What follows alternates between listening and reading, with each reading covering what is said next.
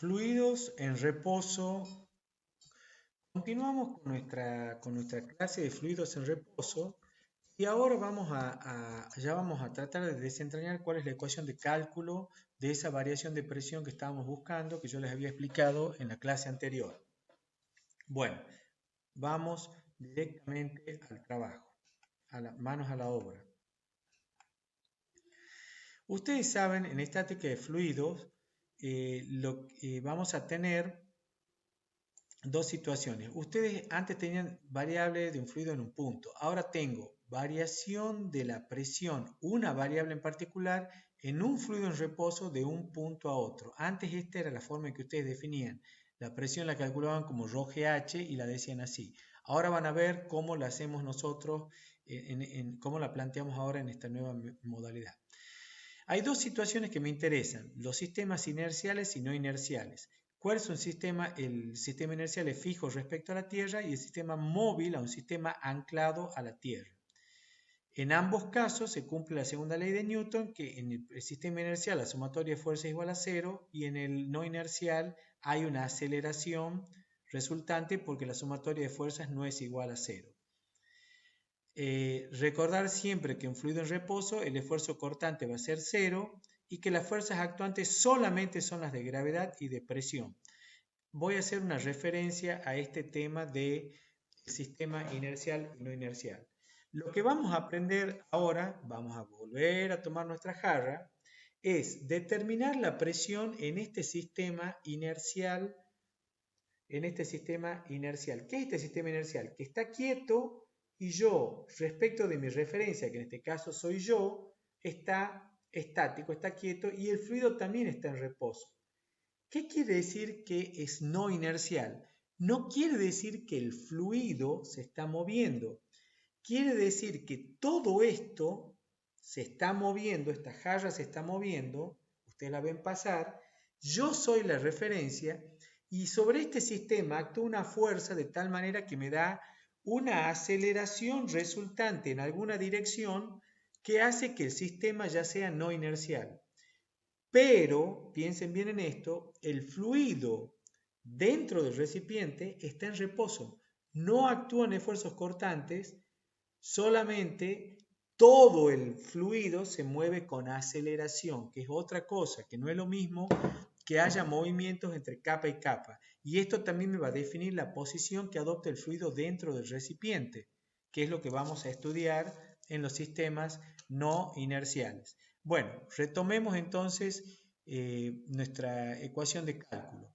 Entonces yo les estaba explicando que había sistemas inerciales no inerciales y que siempre fluido cortante igual a cero.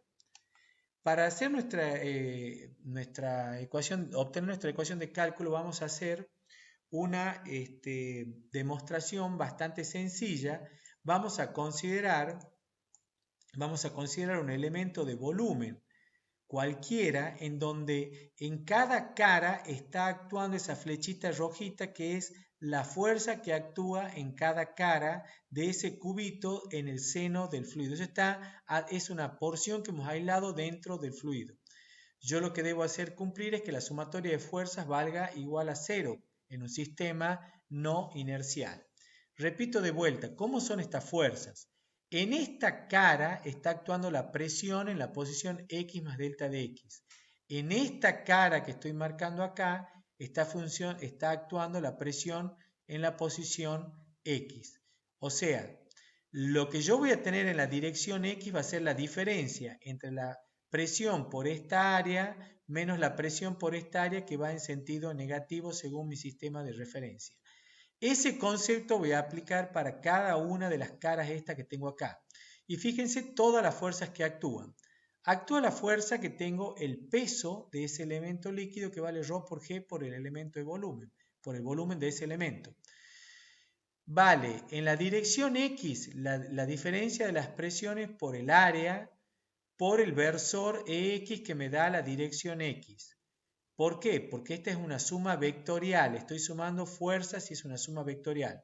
En la dirección Y, PI menos P menos PI más delta de I por el área, por el versor Y. Y lo mismo hago para la dirección Z multiplicando por Z. O sea, lo que he hecho es un balance de fuerzas de multiplicar las presiones por las áreas y hacer las restas y sumas de acuerdo a si las direcciones coinciden con los ejes Z, Y, X, etc. Luego divido toda esta ecuación, toda esta expresión la voy a dividir convenientemente por delta de B, que es delta X, delta Y, delta Z, y llego a esto que no es nada casual para ustedes. Fíjense la forma que tiene esta expresión, cada uno de estos cocientes. Cada uno de esos cocientes, como lo están viendo ahí en esa ecuación, es el cociente incremental entre la presión en una cara menos la presión en la cara más delta de X dividido en delta de X. Si yo hago los límites cuando delta de X, delta de Y, delta de Z tiende a cero, es decir, cuando el volumen tiende a cero o a esa propiedad que habíamos dicho nosotros que era el continuo, que era un volumen pequeñísimo, bueno, que es muy similar a cero, entonces lo que estoy obteniendo cuando el límite tiende a cero de un cociente incremental era exactamente y justamente la derivada parcial, que es lo que ustedes tienen acá. Entonces, cada uno de estos cocientes incrementales es justamente la derivada parcial. Cuando yo tome mi límite tendiendo el volumen a cero, todo esto va a tender a cero y entonces voy a llegar a esta expresión que tengo acá abajo, que va a ser la que yo voy a utilizar. Me queda ρ por G. Si yo aplico límite, por supuesto, he despejado, he acomodado un poco la ecuación, eso ya no pierdo tiempo en ello. Aplico límite, por supuesto que acá no aplica el límite porque es una constante, y me queda ρ por G igual a derivada parcial de P con respecto a X por X, derivada parcial de P con respecto a Y por Y, derivada parcial de P con respecto a Z por EZ. O sea, no he llegado a otra cosa que a esta expresión. Rho por G es igual al gradiente de la presión. Rho por G igual al gradiente de la presión. Así de sencilla es nuestra ecuación de cálculo. ¿Qué es esto? Si ahora recuerdan lo que habíamos hablado antes respecto de gradiente y vector y isolíneas, yo sé que si el gradiente de P es un vector y coincide con la gravedad, el gradiente coincide con la gravedad, el gradiente de P coincide con la gravedad, entonces necesariamente la isolínea tiene que ser normal al vector gradiente, por lo tanto es esa superficie rojita que yo veo acá en el cubito. Todos esos puntos que están ubicados sobre esa superficie roja son zonas de presión constante, por lo tanto es una isolínea. Ahí ya le cierra el concepto de lo que habíamos explicado en la clase anterior, de que las isolíneas son normales al vector gradiente. Y en este caso acabamos de concluir que el vector gradiente coincide con la gravedad. Bastante sencilla la definición. Veamos ahora qué pasa en un sistema no inercial. En un sistema no inercial la deducción es exactamente similar, nada más que en vez de que la sumatoria de fuerzas sea igual a 0, ahora es igual a la masa por la aceleración.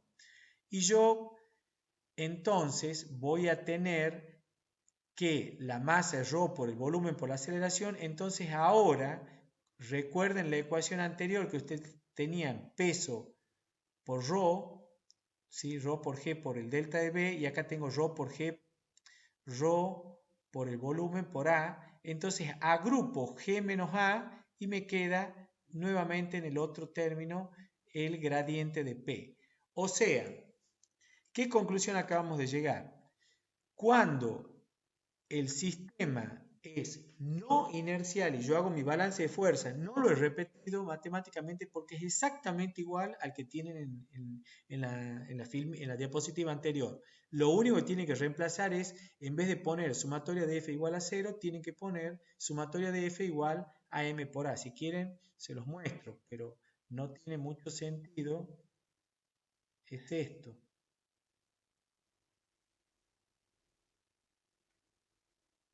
A ver, en esta ecuación, en vez de que esto sea igual a 0, entonces ahora, en vez de que esto sea igual a 0, esto es igual a masa por aceleración. Igual en esta ecuación a masa por aceleración, y entonces después agrupan ρg con delta de B con masa por aceleración y les va a quedar ρ por G menos A y les va a quedar igual a todo lo que tenían ahí. ¿Se entiende? Así que no hace falta que yo perdamos tiempo, digamos, con esa deducción. ¿Ah? Entonces, para un sistema no inercial, me queda ρ por G menos A igual a gradiente de P. Observar esto que estamos haciendo acá.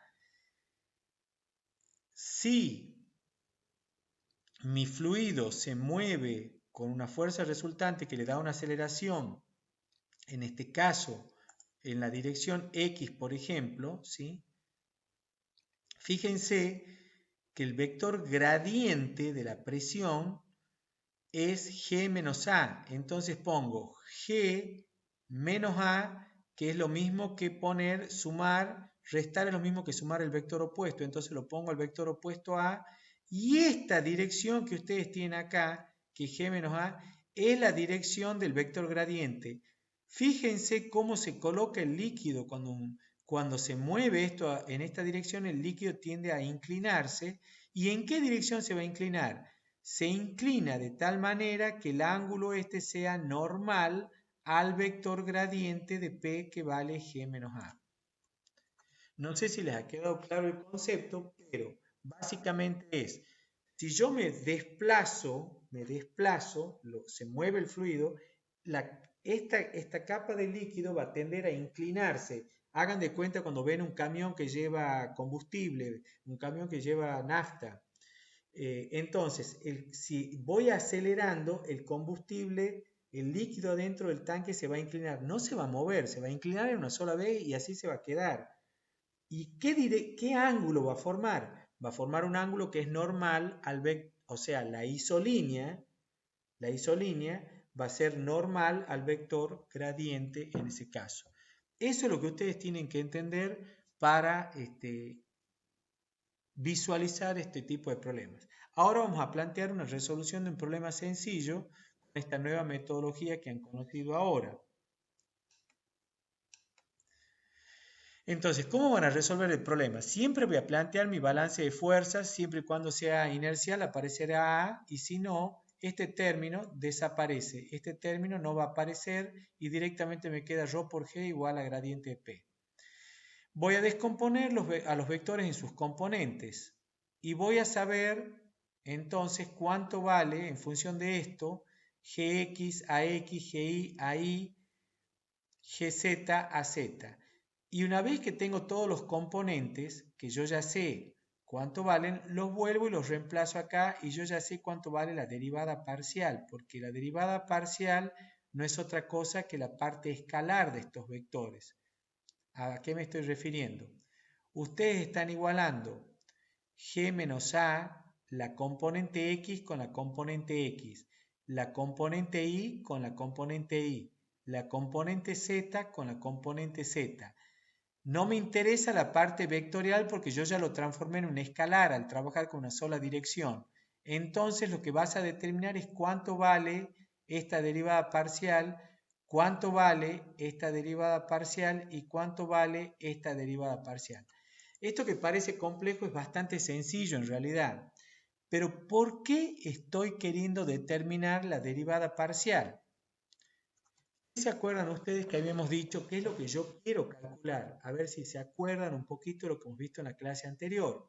¿Recuerdan que yo quería calcular la variación de presión entre un punto y otro y yo necesitaba una ecuación con la diferencial total? Se las voy a escribir a ver si me queda espacio acá. A ver. Ahí la tienen a la diferencial total. La diferencial total tenía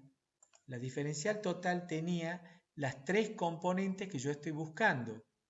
Estoy buscando tres componentes.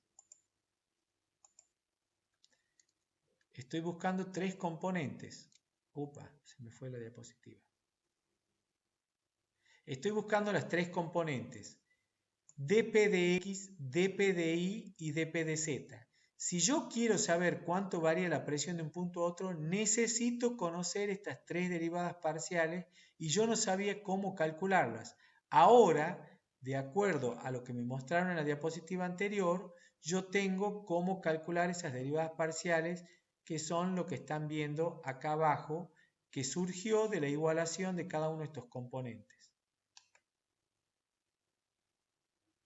Bien, conocidas las derivadas parciales, yo las voy a reemplazar por lo que valen y luego lo que voy a hacer es una integral entre dos puntos y con los puntos correspondientes. La presión P0 en los puntos que yo tenía coordenadas x0 y 0, z0 y la presión P1 donde yo tengo coordenadas x1 y 1, z1 e integro, resuelvo esta ecuación diferencial integrándola con los límites de integración correspondientes. Como ven, la resolución bastante sencilla y bastante metodológica. Aplico mi balance de fuerzas, calculo cuánto valen las componentes de las derivadas parciales, que para eso me sirve esa ecuación, y luego con esas componentes, que son las derivadas parciales, puedo resolver mi diferencial total haciendo una integral sencilla. O sea, es bastante sencillo la resolución del problema.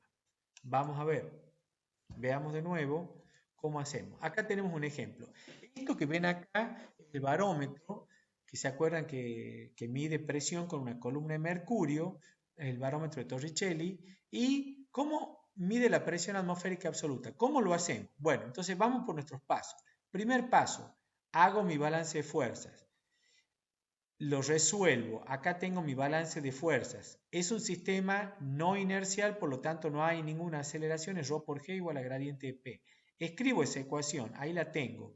Y ahora igualo las componentes. Gx va a ser igual a la derivada parcial de P con respecto a X. Gi, que en este caso observar que la gravedad, este es mi sistema de referencia. Esto es muy importante. Tengo que poner mi sistema de referencia. Esto es lo primero que debo hacer en el problema. Observar que G tiene dirección negativa respecto de I. Siempre la gravedad va a ser negativa respecto de I. Esto siempre debe ser así. Esto no deben hacer cambios de signo y poner el eje I hacia abajo y G positiva, si no les va a dar todo el problema mal, porque mi balance de fuerza está resuelto con este sistema de coordenadas. Entonces, eje I para arriba, G para abajo es negativo, GI es negativo. No hay componentes en la dirección X de G, no hay componentes de G en la dirección Y, por lo tanto valen 0, y ahí están las derivadas parciales en cada caso. Entonces, la derivada parcial de P con respecto a I toma el valor ρ por menos G. Ρ por menos G. Y entonces, ahora vengo a mi ecuación, la de diferencial total, y voy a reemplazar los valores de dp de x que vale 0, dp de y que vale ρ por menos g por ρ por del mercurio, porque este ρ es ρ del líquido que estoy midiendo acá, y este dp de z vale 0. Con eso, fíjense que me ha quedado la integral que yo estoy buscando. ¿Entre dónde y dónde estoy buscando? Acá también es importante fijarse que entre el punto 0 y un punto acá adentro es una isolínea. Entonces, la presión en 0 y acá adentro es lo mismo. Voy a tener una isolínea siempre y cuando tenga continuidad de fluidos. Si yo tengo las mismas alturas en las dos ramas de un manómetro, siempre voy a tener la misma presión siempre y cuando tenga el mismo fluido, porque por ahí puede haber dos fluidos distintos y tengo las mismas alturas y entonces no es la misma presión porque son dos fluidos distintos. Tengo que tener isolíneas si tengo continuidad de fluido y la misma posición, la misma altura. Ahí tengo isolíneas. En este caso, entonces, acá hay una isolínea entre este punto que yo estoy marcando ahí con la flecha y el punto 0. Acá habría un 0'. Entonces yo estoy haciendo la variación de la presión entre 1 y este punto, que tiene la misma presión que 0. Cuando yo hago esa integral, entonces voy entre P0 y P1 y entre I0 y 1, con el signo menos adelante y tomando mis referencias como las estoy tomando. Cuando resolves esa integral, llegas a esta ecuación, P1 menos P0 menos ρ del mercurio por G por I1 menos I0. ¿De dónde? Te queda finalmente, si P1 es la presión que yo tengo acá en el líquido y vale la presión de vapor del mercurio que yo tengo acumulado ahí, que la puedo considerar despreciable, vale próxima a 0. Y la presión P0 es exactamente la presión atmosférica que está ejerciendo acá sobre este fluido. Por lo tanto, me queda que la presión atmosférica es ρ del mercurio por G por H. Esta altura de esta columna, ρGH, me iguala a la presión atmosférica que tengo en esta columna de acá.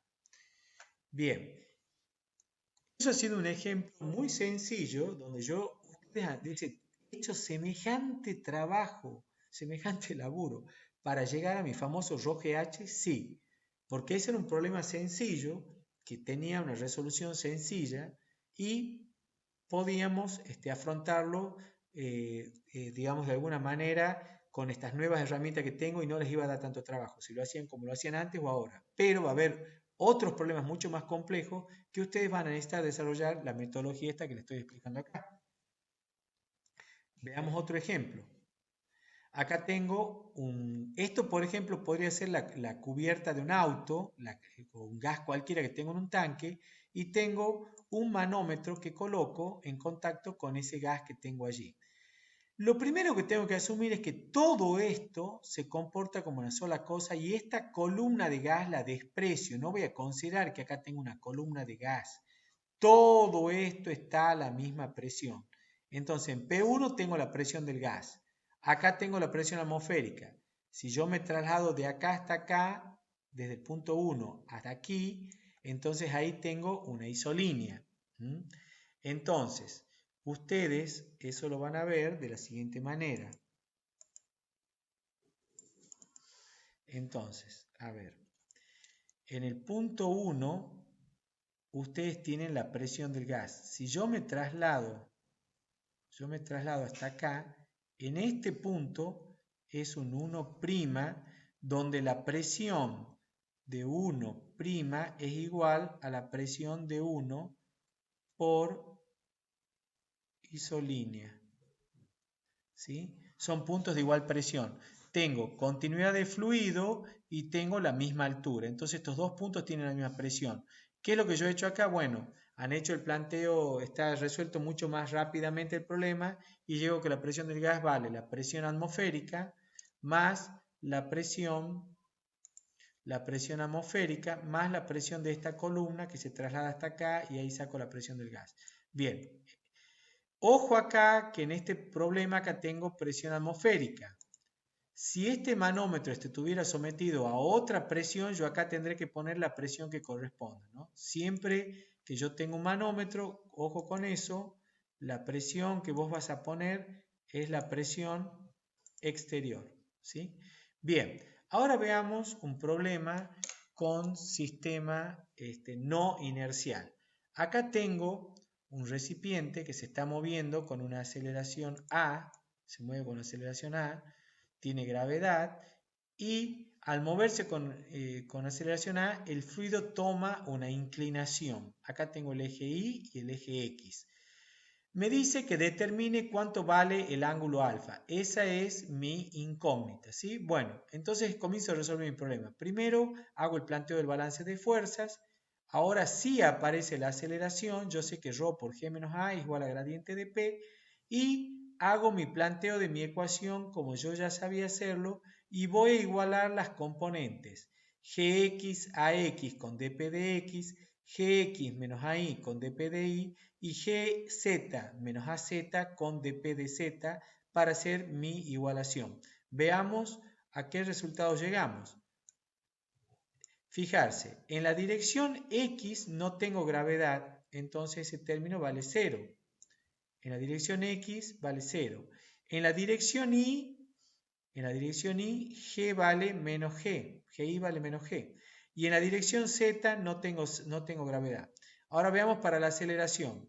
En la dirección x, ax vale a.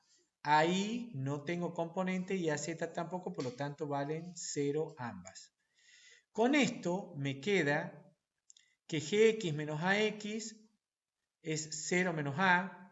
Gi menos ai me queda menos G menos 0, y GZ con Z vale 0, o sea que este término directamente se anula, no lo voy a usar este término. Pero acá me quedó, ¿se acuerdan que yo estaba necesitando saber cuánto valían las derivadas parciales? Bueno, ahí le han quedado las dos derivadas parciales que ustedes necesitaban para ir ahora ¿a dónde? Una vez que conozco mis derivadas parciales, yo iba a la diferencial total, las reemplazaba y ya podía resolver mi ecuación diferencial sin ningún tipo de problema. Fíjense cómo lo hacemos. Acá tengo mi diferencial total, de nuevo, dp igual a dp de x, dp de y, dp de z, de z. Entonces yo estos valores los acabo de obtener en la página anterior. Este valía 0, este valía menos ρ y este valía menos a. Lo miremos de vuelta, acá lo tienen. A ver, me fui para el otro lado. Ahí los tienen, a los dos valores que les estaba diciendo. Perdón que me muevo mucho. Ahí está, dp de x vale ρ por menos a y dp de y vale ρ por menos g. Esto valía 0. Estos son los dos valores que yo voy a reemplazar en mi diferencial total y es lo que hice acá. Lo reemplacé y luego realizo la integral con los límites de integración correspondientes. La presión P0 en el punto 0 para las coordenadas x0, que es justo el ancho del tanque, y para la altura y0, que en este caso vale 0. La presión P1 en el punto 1, que como se podrán dar cuenta, ¿esto qué era? Era una isolínea, porque acá estaba actuando la presión atmosférica en todos los puntos. Por lo tanto, P1 y P0 son iguales, ahí ya tienen un dato. Además, x1 vale 0, y 1 vale la altura esta del líquido que tengo acá. Entonces, esta integral va a valer 0, porque P1 y P0 valen lo mismo, entonces P1 menos P0 va a valer 0. Les queda ρA, x1 menos x0, y despejando y trabajando llegan al valor de que y1 menos y0, x1 menos y0, que no es otra cosa que el ángulo alfa, la tangente de eso es el ángulo alfa, entonces de allí van a sacar el valor de, acá está mal expresado, acá es tangente, ¿sí? Esto es arco tangente de esto, ¿sí? Es alfa, ¿sí? Muy bien, esta es la tangente, o sea, no es que está mal expresado, sino que no está escrito. Acá, esto que tienen acá, esto es igual a la tangente de alfa, ¿sí? Entonces yo voy a sacar arco tangente y voy a determinar cuánto vale mi valor de aceleración. Bueno, y acá tienen otro ejemplo que ya les queda planteado para ustedes, para que ustedes lo resuelvan, ¿sí? Tienen que determinar la aceleración en un plano inclinado, que se eleva el fluido hacia se eleva un tanque hacia arriba, tiene aceleración A, G, este problemita ya tiene más situaciones de componentes, pero siguiendo la metodología y la lógica y siendo muy ordenados con mi sistema de referencia, las componentes Gx, las componentes de aceleración, cómo van con respecto a mi sistema de coordenadas y aplicando las fórmulas del diagrama de fuerzas, que era ρ por g menos a, vector igual a gradiente de p, determinando los componentes y después haciendo la integral lo pueden resolver el problema. Lo tienen ahí planteado y después ya por supuesto les queda el práctico con una serie de problemas para resolver y resueltos también. Bueno, con esto cerramos ya el tema de estática de fluidos en reposo, y como ven, han aprendido varios conceptos. Han aprendido cómo calcular la variación de presión de un punto a otro o distintas situaciones, problemas en sistemas inerciales y sistemas no inerciales. Han aprendido o han comprendido, espero, el concepto de presión en un punto, han entendido el concepto de propiedades, esfuerzos cortantes, esfuerzos normales, han aprendido que una isolínea es un punto donde si hay continuidad de fluido son puntos que tienen la misma presión y que la isolínea siempre es normal al vector gradiente y si ese gradiente se mueve, entonces la isolínea se va a mover, que es lo que han observado en esos tanques que se mueven con aceleración. Y ahora van a razonar que cuando ustedes han visto que si ustedes cargan una batea con agua en un tráiler y se desplazan, el agua tiende a salir. Y sí, tiende a salir porque tiende a ponerse en la isolínea, que es normal al vector gradiente. Algo, digamos, que ahora ya también les puede quedar claro. También pueden pensar en un problema, que yo tengo un bin de líquido. ¿Conocen lo que es un bin? Es un tanque cuadrado de 1 metro por 1 metro por 1 metro, un tanque plástico en una jaula metálica donde se utiliza en las industrias para trasladar líquidos, componentes, productos, dependerá lo que sea. Cuando yo tengo un BIM, por ejemplo, y lo subo arriba de un montacarga o arriba de un ascensor y ese ascensor se mueve hacia arriba o hacia abajo, la presión dentro del fluido va a ser influenciada por la aceleración del ascensor y además tengo la gravedad. Y habría que ver entre ese G, entre la gravedad y la aceleración, si sube o baja, cómo funciona ese recipiente y las presiones en los distintos puntos de ese recipiente. Otro problema que tendrían para pensar en un sistema no inercial. Bueno, con esto cerramos ya el tema de fluidos en reposo y nuestra próxima clase ya va a ser fluidos en movimiento, la ecuación de continuidad que es el balance de masa.